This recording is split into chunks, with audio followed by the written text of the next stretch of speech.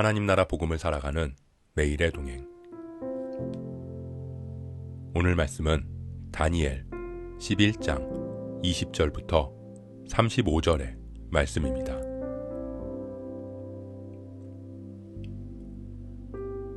그 왕위를 이을 자가 압제자를 그 나라의 아름다운 곳으로 두루 다니게 할 것이나 그는 분노함이나 싸움이 없이 몇 날이 못되어 망할 것이요 또 그의 왕위를 이을 자는 한 비천한 사람이라 나라의 영광을 그에게 주지 아니할 것이나 그가 평안한 때를 타서 속임수로 그 나라를 얻을 것이며 넘치는 물 같은 군대가 그에게 넘침으로 말미암아 패할 것이요 동맹한 왕도 그렇게 될 것이며 그와 약조한 후에 그는 거짓을 행하여 올라올 것이요 소수의 백성을 가지고 세력을 얻을 것이며 그가 평안한 때에 그 지방의 가장 기름진 곳에 들어와서 그의 조상들과 조상들의 조상이 행하지 못하던 것을 행할 것이요 그는 노력하고 탈취한 재물을 무리에게 흩어주며 계략을 세워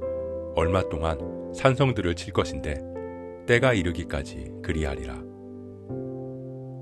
그가 그의 힘을 떨치며 용기를 다하여 큰 군대를 거느리고 남방왕을 칠 것이요 남방왕도 힘이 크고 강한 군대를 거느리고 맞아 싸울 것이나 능히 당하지 못하리니 이는 그들이 계략을 세워 그를 치민이라. 그의 음식을 먹는 자들이 그를 멸하리니 그의 군대가 흩어질 것이요 많은 사람이 엎드러져 죽으리라. 이 두 왕이 마음에 서로 해하고자 하여 한 밥상에 앉았을 때에 거짓말을 할 것이라. 일이 형통하지 못하리니 이는 아직 때가 이르지 아니하였으므로 그 일이 이루어지지 아니할 것임이니라. 북방왕은 많은 재물을 가지고 본국으로 돌아가리니 그는 마음으로 거룩한 언약을 거스르며 자기 마음대로 행하고 본토로 돌아갈 것이며 작정된 기한에 그가 다시 나와서 남방에 이를 것이나 이번이 그 전번만 못하리니 이는 기팀의 배들이 이르러 그를 칠 것임이라.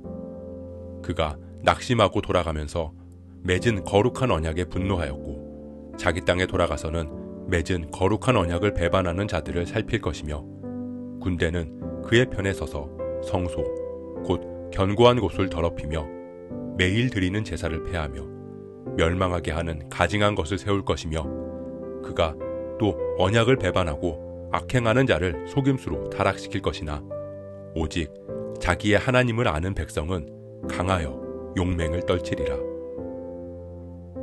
백성 중에 지혜로운 자들이 많은 사람을 가르칠 것이나 그들이 칼날과 불꽃과 사로잡힘과 약탈을 당하여 여러 날 동안 몰락하리라. 그들이 몰락할 때에 도움을 조금 얻을 것이나 많은 사람들이 속임수로 그들과 결합할 것이며 또 그들 중 지혜로운 자 몇 사람이 몰락하여 무리 중에서 연단을 받아 정결하게 되며 희게 되어 마지막 때까지 이르게 하리니 이는 아직 정한 기한이 남았음이라.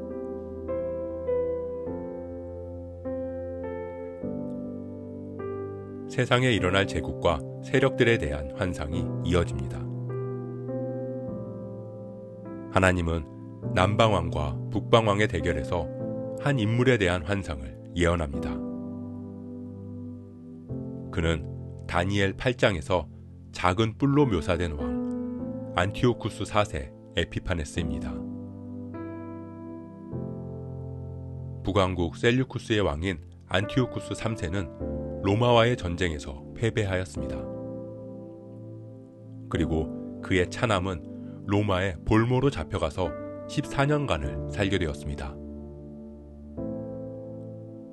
안티오쿠스 3세의 뒤를 이어 그의 장남 셀류쿠스 4세가 왕위에 올랐지만 엄청난 전쟁 배상금 문제로 인해 압제자로 표현된 자신의 재무장관 헬리오도루스에 의해 살해당하게 됩니다. 로마의 볼모로 잡혀갔던 차남은 형의 아들을 계략을 써서 로마로 불러내서 대신 볼모로 잡아두고 자신은 도망쳐 나왔습니다. 그리고 형 셀류쿠스 4세의 사망 소식을 듣게 되자 속임수로 왕위를 차지하게 됩니다. 그가 바로 안티오쿠스 4세입니다. 그는 자신의 이름 뒤에 에피파네스, 즉 자신을 신으로 부르게 하며 스스로를 높였습니다.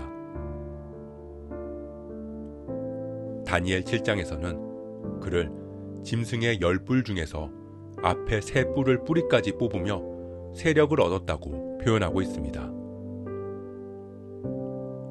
하지만 성경은 그를 작은 뿔로 표현했고 오늘 말씀에서는 비천한 사람, 즉 비열한 사람, 그리고 속임수를 행하는 사람으로 표현하고 있습니다. 안티오쿠스 4세 에피파네스는 비열하고 속임수에 능한 사람이었지만 주변 나라와 사람들에게 지지를 얻어냈습니다. 왜냐하면 노력하고 탈취한 재물을 무리들에게 나눠주며 포퓰리즘 정책을 펼쳤기 때문입니다. 세상에 공중권세 잡은 악한 세력, 사탄은 우리를 속이고 현혹시킵니다. 원하는 것들을 누리게 하면서 세상의 지지를 얻습니다. 그렇게 풍요라는 이름으로, 성공이라는 이름으로, 권리라는 이름으로, 문화라는 이름으로 자신을 속이며 스스로를 높여 왕의 자리에 오릅니다. 하지만 그 실상은 비천하고 비열한 존재이며 속이는 자일 뿐입니다. 사탄은 그것들을 추구하고 누리며 살다 보면 형통하고 평안할 것처럼 우리에게 속삭이지만 그것은 우리를 죽음으로 이르게 하는 거짓말입니다.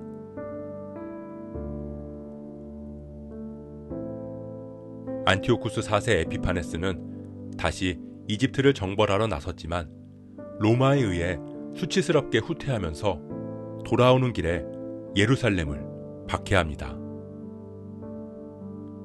그는 이스라엘 백성들이 부정하게 여기는 돼지의 피를 성소에 뿌리며 성소를 더럽혔고 성소에 멸망하게 하는 가증한 것, 제우스 신상을 세워놓았습니다. 사랑하는 성도 여러분, 다니엘이 환상을 보았을 때는 먼 훗날에 일어날 일들이었고 그 환상의 예언은 역사 속에서 실제로 일어났습니다.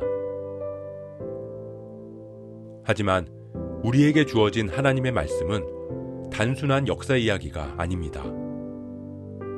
지나간 과거의 이야기가 아닙니다. 다니엘의 환상은 그때뿐만 아니라 오늘을 사는 우리에게도 주어지고 보여진 예언입니다.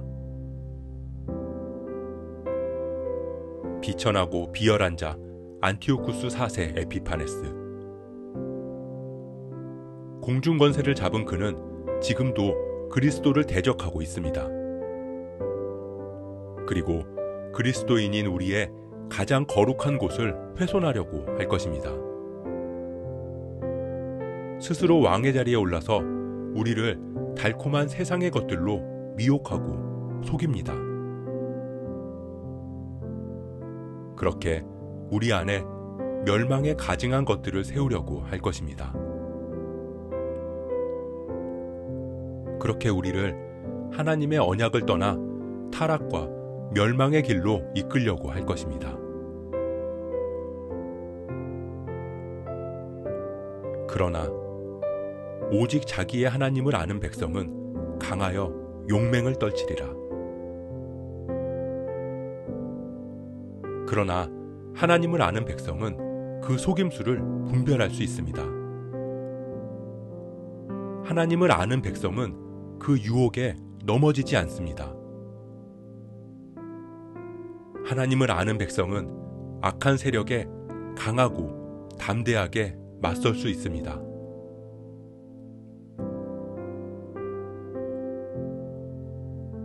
그렇게 우리에게 하나님을 아는 지혜가 있기를 소원합니다.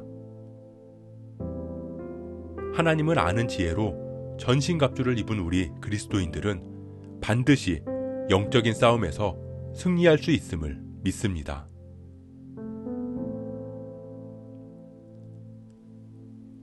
오늘도 우리는 그렇게 힘겨운 영적 전쟁을 살아갈 것입니다. 하지만 이 순간들은 고통이 아니라 연단의 시간이 될 것입니다.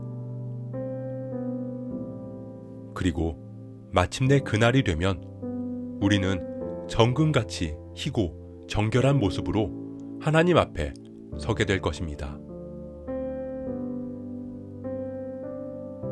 그렇게 하나님을 아는 지혜로 강하고 담대하게 오늘 하루를 살아가는 저와 여러분 되시길 주님의 이름으로 축복합니다.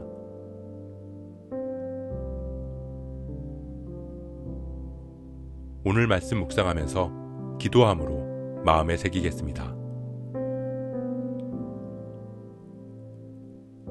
다니엘의 환상처럼 지금도 하나님을 대적하며 우리를 속이는 악한 영들이 있습니다.